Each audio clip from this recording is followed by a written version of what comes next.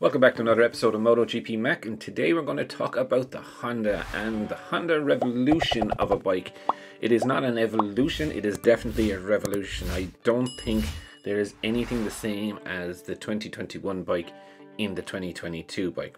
And let's firstly start off, I suppose, with what Honda are trying to achieve, in my opinion, and that is more rear grip on the rear tyre. And how have they started it? Well, for me, one of the things that I've noticed is that you'll see here in a picture with Mark's bike is that the engine does seem to be rotated backwards a little bit more. So maybe moving the center of gravity or moving the weight bias towards the rear of the bike as standard. Now, you know, that is only from looking at pictures. I can't 100% verify it, but for me, it definitely looks like they have tried to do that with the engine. Also with that, I think one of the main things that Honda are working on is the actual chassis itself. And I mentioned before, Honda have used 3 chassis. So let's look at Mark's one here. And this is just reference point A. For example, you can see here there's a few welds up towards the headstock of the bike, but nothing majorly down towards the rear end of the bike.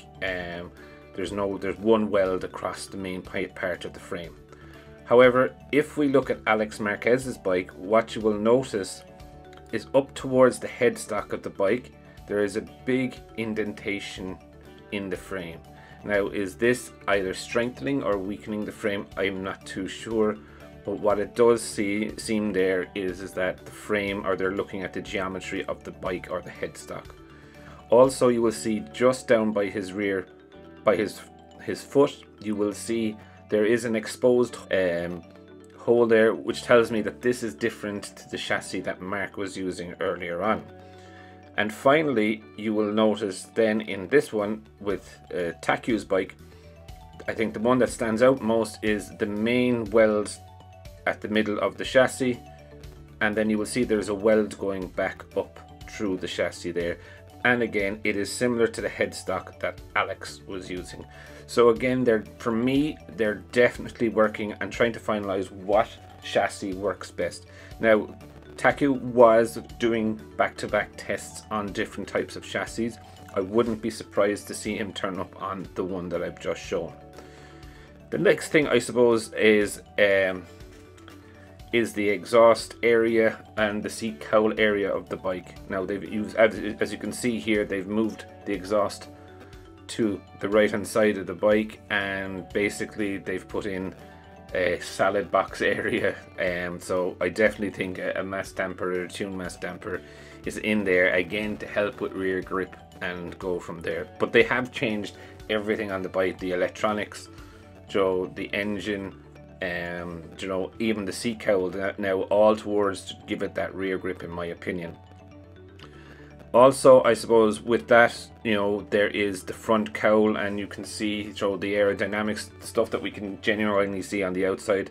Obviously, the front nose has changed drastically. It's gone from, I'd say, the horizontal split to a vertical opening, and you can see the front wings there have changed. Now, they haven't, in my opinion, decided which ones yet. Well, they probably do it by this stage, but you can see Mark was back-to-back testing, and they were all back-to-back testing which ones suit better. But for me, I think they have found the rear grip, and maybe this is what's puzzling Marquez, why he's not so comfortable on the bike, as he likes it on the nose.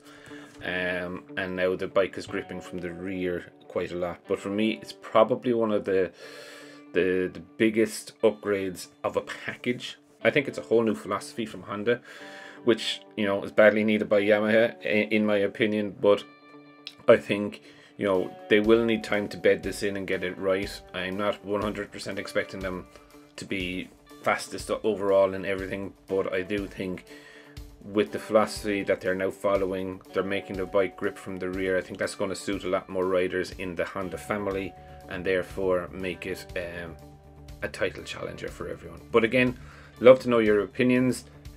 Always open for comment and debate, and if you like what you're hearing, don't forget to subscribe, and I'll see you again in tomorrow's video. I just want to take a minute to also thank you for watching my videos and the support that you've shown so far.